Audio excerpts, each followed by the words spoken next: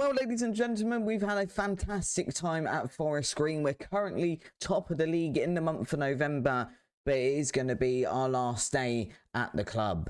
Hello and welcome back to part 23 of our Zero to Hero series with Forest Green, where today we are going to be saying goodbye to the club. We'll just have a look around. We'll explain some bits that have been going on since I was last with you. You can see we haven't played through a huge amount more games, I don't think, really. I mean, a few. We were getting to the point we were going to come back anyway, so we said we would come back for the Plymouth and Bolton matches. We have been in really, really good form. We still can't, we just can't perform in a cup, apparently. But everywhere else, we've won. We've got a 6-0 win there, just finished up against Yeovil in the Papa John's Trophy. We beat Swindon 3-0 in the league most recently. It does mean, if you have a look at the league, it looks like this. We've got a game in hand and we're 2 points clear already. So we're looking very good to go up automatically this season, I would think, with Forest Green. But we have had multiple job offers as well. So we'll have a look at these at the moment. We've got a job offer from Cardiff. We've got a job offer from Sunderland. And we've got a job offer from Derby. They're all in the Championship. They're all performing at various different levels. Sunderland, obviously, quite a long history. If we have a look at Sunderland and them, we're just trying to decide what club we're going to go to. So they've been finishing 15th, 9th, 14th, 16th. They've kind of been finishing between 15th and 16th. We had that one season where they finished 9th there with Sunderland. We're having a quick look at their squad potentially. Nobody's earning an absolutely obscene wage. Age-wise, they've got a mixture. I mean, they haven't got a really old squad. So Sunderland definitely look like an interesting team that we could go to. Cardiff, I would also be pretty keen on. They're looking quite decent as well. If we have a look at their overview, I think the thing with Cardiff is they have only just got promoted, so how secure are they in this Championship? We're not really sure at the moment. So Cardiff probably the most difficult one of these to go. Yeah, they're definitely a team. And then we've got Derby, but the problem with Derby, I mean, they've only recently been promoted to the Championship, and they've obviously had financial difficulties, years of banging around in the Championship before getting relegated. So this was obviously when they've got relegated in real life. If we're having a look at their squad, it's a good mixture. And I'll have a look at their wages. I mean, they're paying their players a higher wage. But what have they're saying, if we go and have a look, this is probably what clinches it. So we're going to go, I think Cardiff's out of this race. So Sunderland, I've got a £475,000 wage bill with superb training facilities. Derby got the same wage bill with excellent training facilities. The board culture then, let's go to because that's all relatively similar. 3-star reputation for Derby and 3-star reputation for Sunderland. Sunderland, if we're looking at this, don't have a lot of demands. They kind of just play high tempo pressing football, sign players under the age of 23. That's kind of it. That's fairly easy. Derby, on the other hand, want us to do quite a lot. They want us to do quite a lot. And if we're having a look at managers then, so how do we hide caretakers? There we go.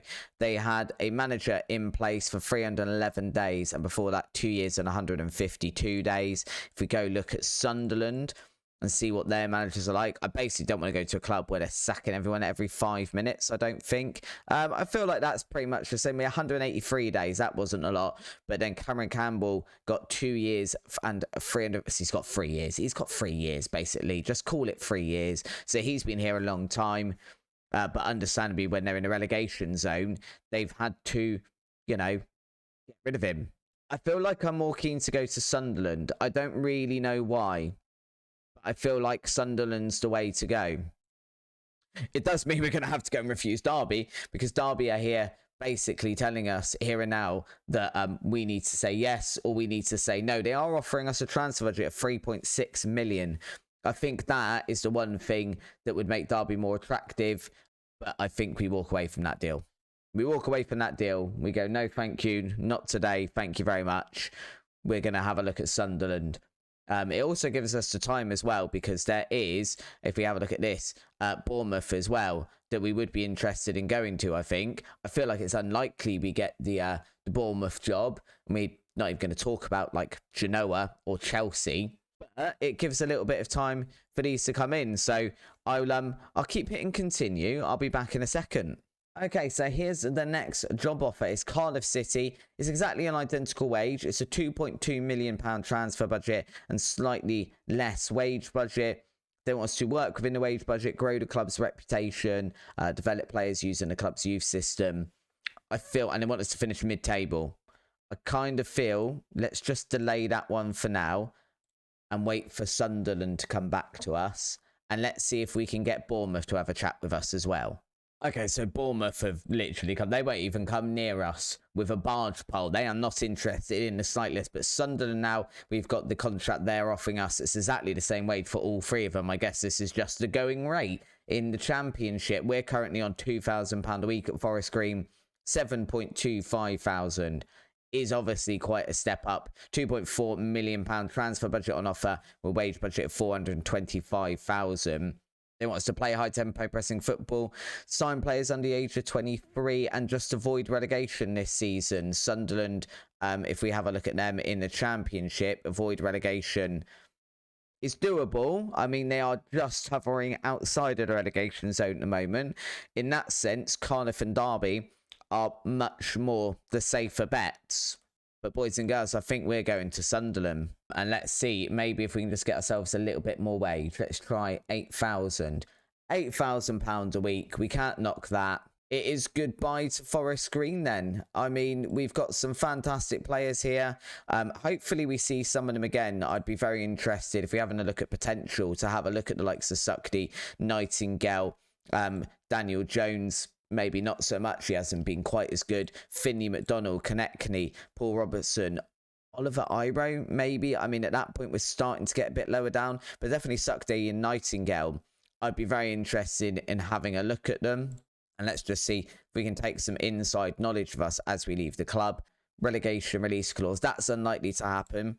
So there's no release clause for Nightingale. If we have a look at Suckday, his contract, he's got a minimum fee release clause of 4.6 million. So I've probably priced myself out in the market a little bit for both of those. Finney McDonald, again, doesn't have a release clause. He's currently valued by the club at just under 1 million. Actually, I feel like that wouldn't be the worst signing in the world, depending what things look like at Sunderland, which we're going to go see now.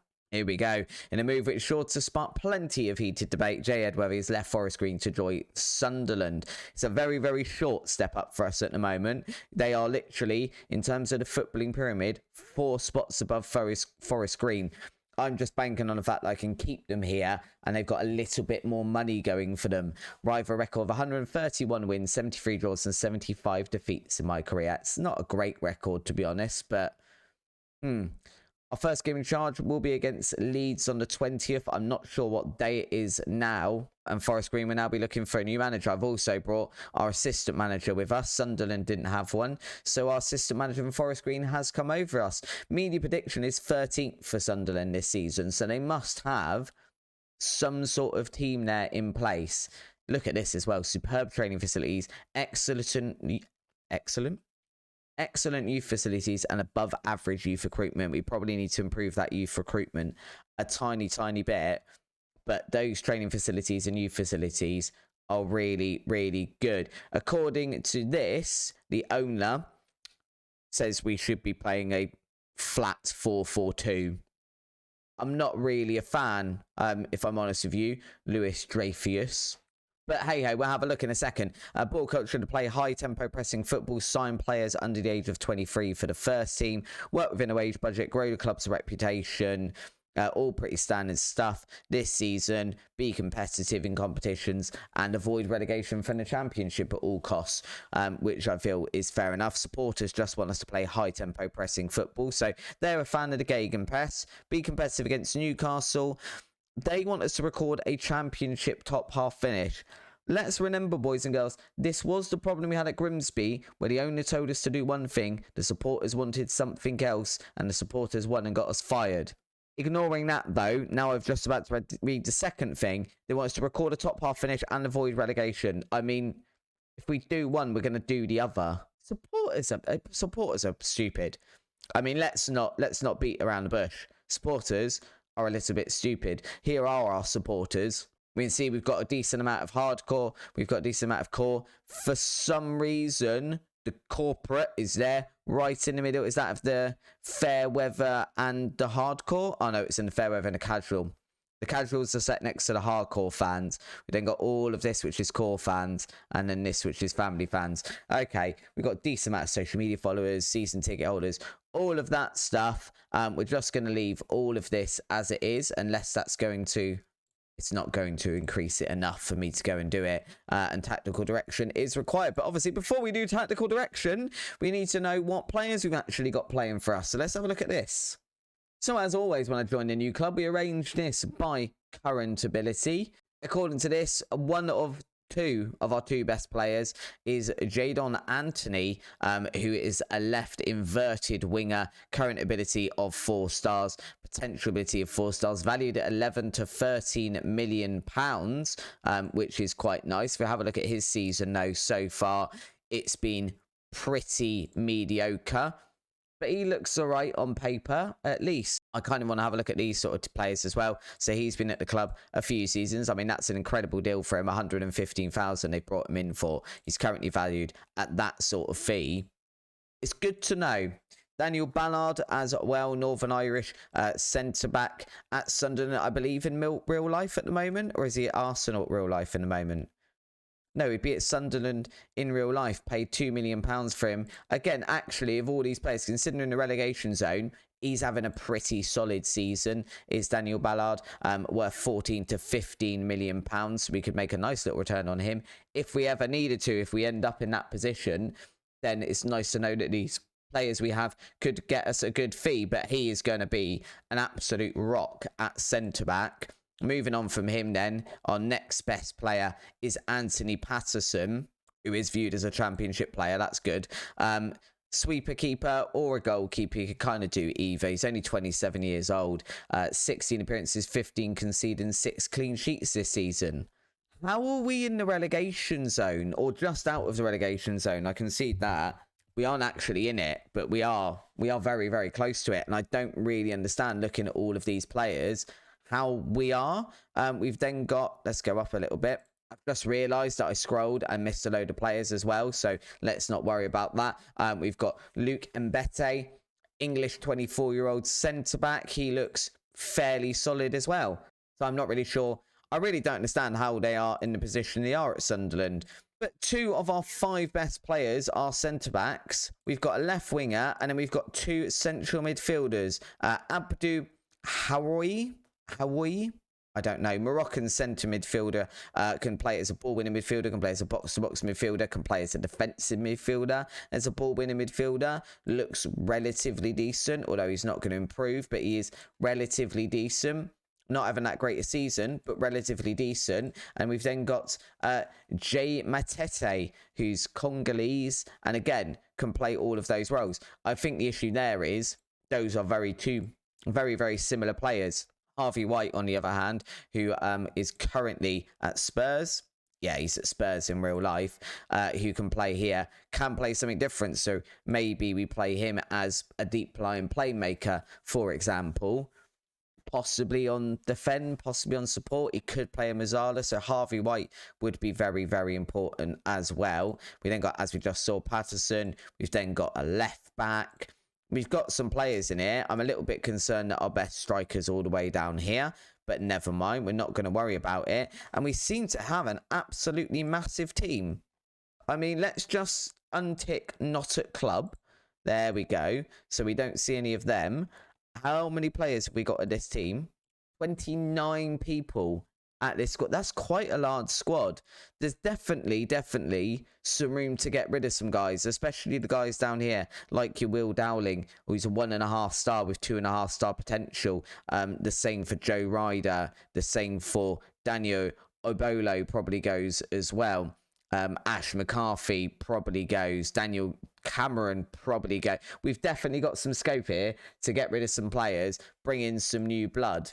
I think the first thing we're going to do as well in that situation is head over to Forest Green. Why are you not showing that? Oh yeah, my game, I've saved it, so it's called last day at Forest Green.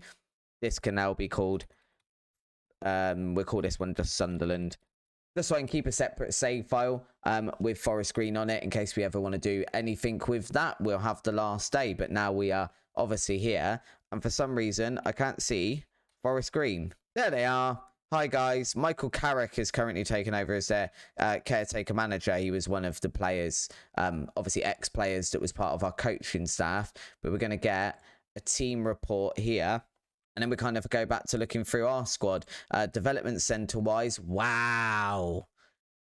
Oh, there's people actually in the development centre. This is new. That's really cool though. We have got a decent looking future finances wise. We're projected to, holy moly, we're projected to lose a lot of money. Why are we going to lose £70 million in the next few years? We haven't got any debt. I mean, net debt, we've got nothing. We're going to probably have to pay back that chairperson loan. But why are we projected to make such a big loss? I don't know what that's about. I mean, I guess it's because the expenditures go. I don't really know. I don't know why we're making such a big loss on that. But mainly, that's a little bit of an issue. We've got given a wage budget, but we are already overspending on it. As such, we've only got 55% of transfer revenue available, and we can't sign any players anyway because of that. I hate that when you arrive at squad. It's very, very annoying. I think, though, right, we need to go set some things up.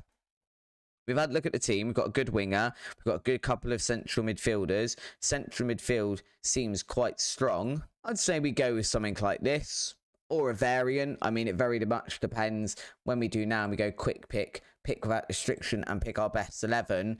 What does that look like? I mean, Patterson in goal seems fair enough. Our left back over here doesn't play well with our left winger, which isn't great. Can we change you to anyone else? Harvey White can play there. Aren't you a central midfielder, but you're also one of our better left backs? That's slightly concerning. But we could put Fernandez in there. I mean, he's got good crossing, good dribbling. He'd do a job there, let's say. And Bete and Ballard there. We've then got Jaden Sekete over here on the right. Seems all right. We've got plenty of players here. Matete, Toffolo. Where is White? We don't want you there. We want Harvey White there, I think, as a Mazzala. Anthony. We've got Clark. We've got Stewart up front. I mean, he's a target forward. We need striker desperately. Basically, I need to go away and have a little bit of a look at this team, a little bit of a play with it, decide how we're doing it over the weekend. And then we need to come back. If we're having a look at the schedule, we can see we've got Leeds in about 3 days' time. So I need to meet the team, get the staffing, get the tactic done. And then we face a Leeds who are 7th. And Oxford, who are 18th. And hopefully we pick up at least 3 points against Oxford. Not sure about against Leeds necessarily. But we really need to be doing better here at Sunderland. The team, at first glance, isn't all of that bad. Just don't know why they're not scoring. I mean, we're still in the FA Cup. We've been knocked out the Carabao Cup. Lovely stuff. It's going to be a fun time at Sunderland. But we will properly get into that tomorrow when we come back. We have our first 2 games at the club with a new tactic. Maybe some staff in the club. Maybe we'll have worked out how we get rid of that excess wage bill, etc., etc. If you have enjoyed today's episode and you're excited for the future at Sunderland, then please do drop a like down below. Hit the subscribe button if you haven't already. And thank you very much for watching.